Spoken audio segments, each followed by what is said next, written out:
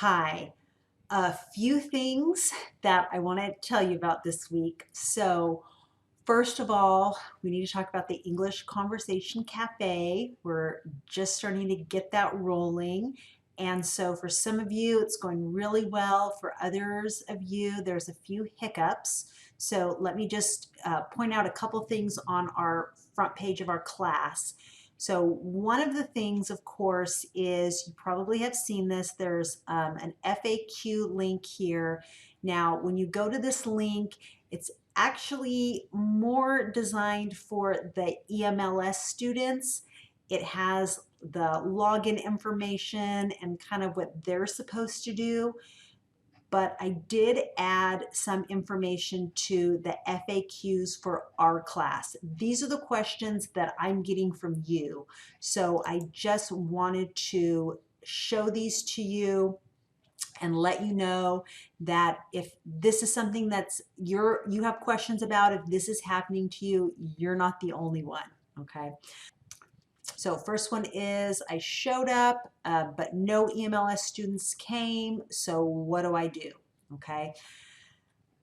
The thing about that is we don't exactly know when that's going to happen, if that's going to happen, how often that's going to happen, just because we've never done this before.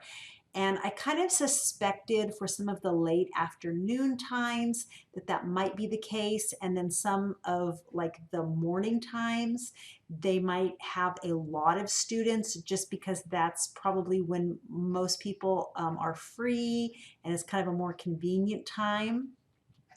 So I've already heard from about 3 or 4 of you that this did happen. Now, if that does happen to you, it's not your fault.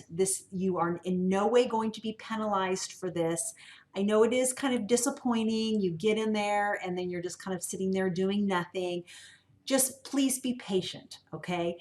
We're going to try to figure this out. And I don't know if it's going to be trying to encourage or kind of recruit some of those EMLS students to come into some of those times that are not as crowded.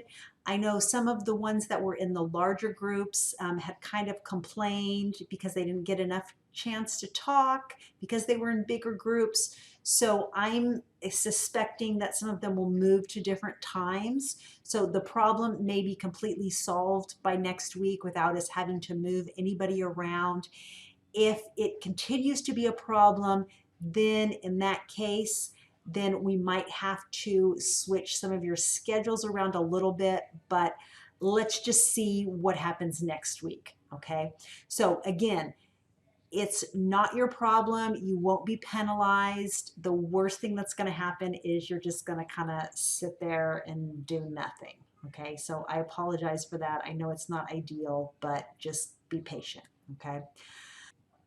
Okay, the other thing is, say you sign up, you know your time is like 1 p.m.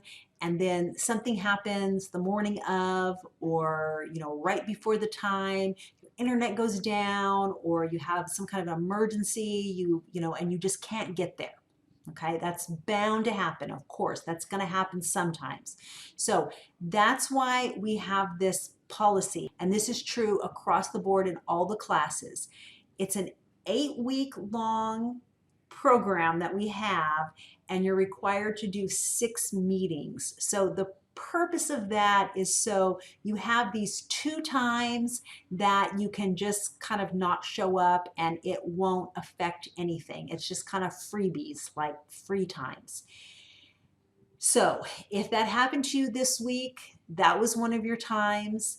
Now, it's possible, of course, that you might have more than 2 emergencies during that time. I know things just happen, and you could get unlucky and something is just going to happen 3 times. Of course, I understand that's possible to happen. If that does happen, just let me know. Just contact me. And the worst thing is going to be you're going to miss out on some points. But remember, I do have some extra credit at the end, and we can work something out to where I can give you an additional assignment to make up the points. So just contact me and let me know if you have to miss more than 2 times. Okay. So again, I don't want it to be a thing where you get stressed out and you feel like you have to drop the class, or that it's too much of a hassle or too stressful for you and you can't continue in the class. Okay, so just keep that in mind going forward. Okay, if you have any problems or any questions about anything, you're confused, or you just don't know what the point is, or you don't know what to do, just email me, text me, come into my office hours, just let me know. Okay, I'm happy to talk to you about it. I'm happy to explain it again. I know are some confusing parts, and part of it is, again, we're just trying to figure out the logistics of it, so it can be a little confusing. Okay, all right, so that's the first thing. Now, let's go ahead and take a look at our assignments for the week. So we'll go into our modules, and we're going to go down to week number 9. And this week we're starting with phonology. So last week we looked at phonetics, and this week we're looking at phonology. Phonetics and phonology are very closely related. They're really very much overlap with each other. They both have to do with sounds. If you can remember way back to the beginning of the semester, what phonetics is just kind of describing the sounds. So for example, a phonetician is the name of a linguist who studies phonetics. What they do is really examine, exactly how the sounds are pronounced, exactly where the tongue goes and the teeth go, how the sound waves are traveling through the air. This has to do with the actual physical sounds, okay, that are being produced by humans. Phonology is where we take those sounds and now we're looking at a specific language, and we're really going to focus on English for this week. And we're looking at a particular language, and we're looking at the patterns in that language, okay? So each language has what's called a phonological inventory. And so if you remember when we were talking about language acquisition, remember when babies are first born, they have the ability to acquire every language in the world. They're like in that sense, they're a blank slate, okay, for phonetics.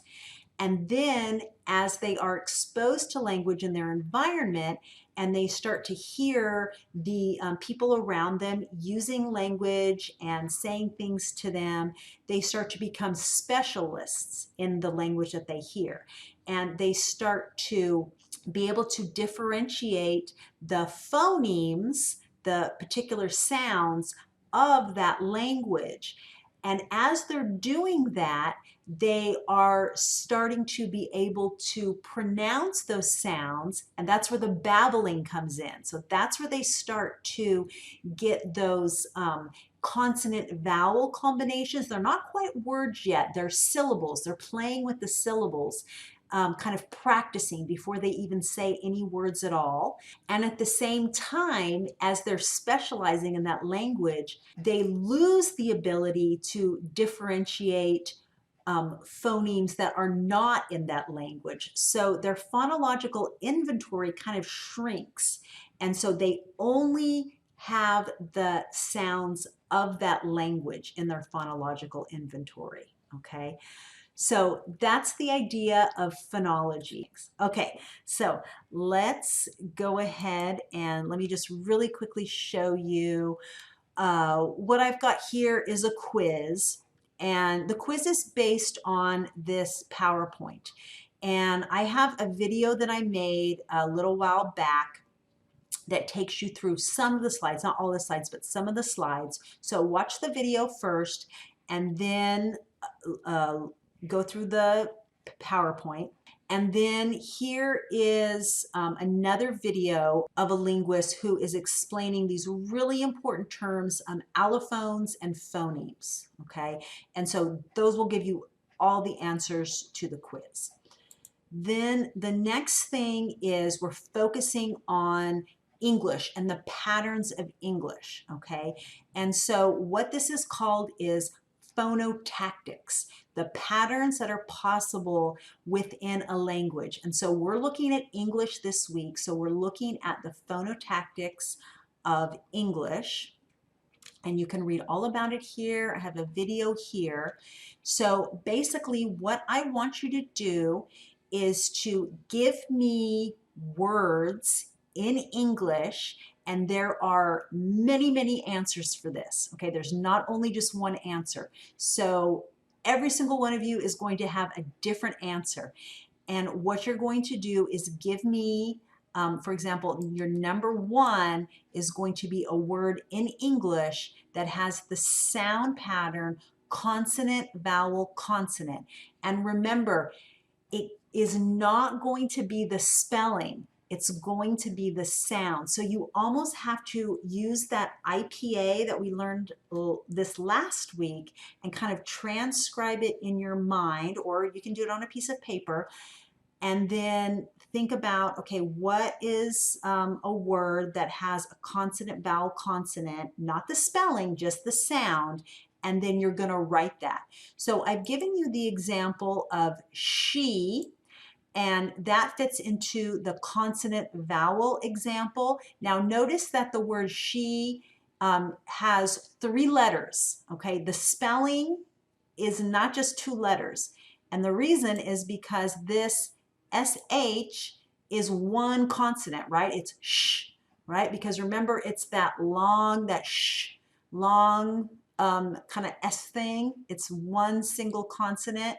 And then the E is going to be that one, the E sound. Okay, that's the vowel. So that's how you would transcribe it. Now, the answer, you don't have to do the transcription. You can, or if you want, you can, but you could just write the word in regular English spelling. So that's the answer that you'll give me.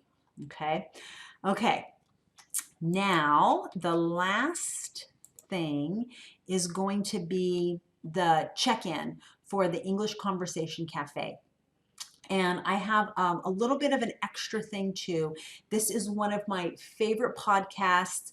It is a great teacher and podcaster. Her name is Jennifer Hernandez. She's really cool.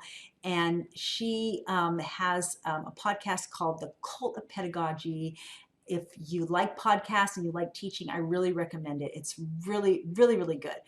But anyway, the podcast is talking about the importance of pronouncing and really, just mastering the pronunciation of your students' names and how important that is. So this goes along with, pronunciation, correct pronunciation, and just really, how important that is. So the podcast is 24 minutes long, so a little bit longer, but it's really easy listening. I think that you will really enjoy it.